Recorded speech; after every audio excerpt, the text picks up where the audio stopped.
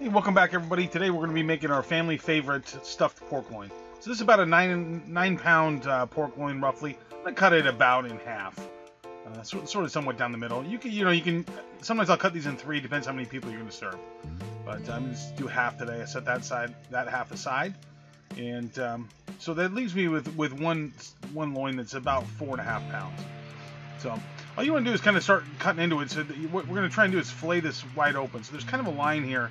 You can see, I don't know if you can see that there, but there's kind of a natural spot to get in. So you just need a sharp knife, and you're going to start just kind of filleting the pork loin. You're going to try and keep it, ultimately it's going to be laid out flat. So what I'm doing here is just kind of filleting it, almost in half. I'm just sort of cutting it. I don't know, it's probably 3/4 of an inch to an inch thick, something like that, once it's filleted out. There it is, it's basically in half, as you can see.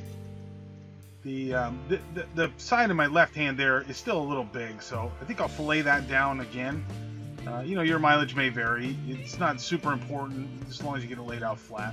It's going to all roll up in the end, so if you're not exactly even on your thickness or whatever, don't worry about it. But anyways, that's kind of what it should look like, what you're seeing there, where it's laying out flat.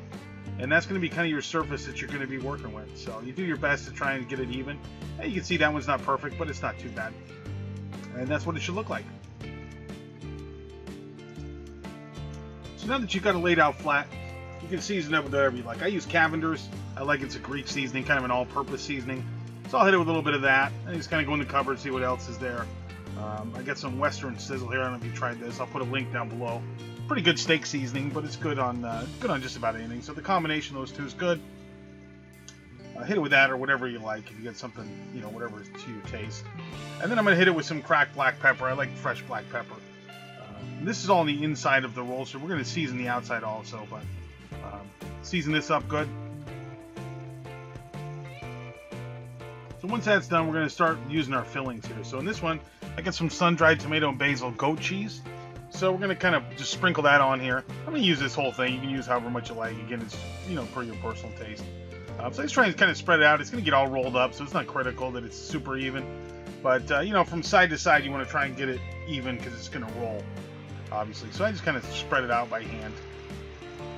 And that's it. Once that's done, we're going to go to, on this one I'm using, I just kind of went through the cupboard, so you can use whatever you like.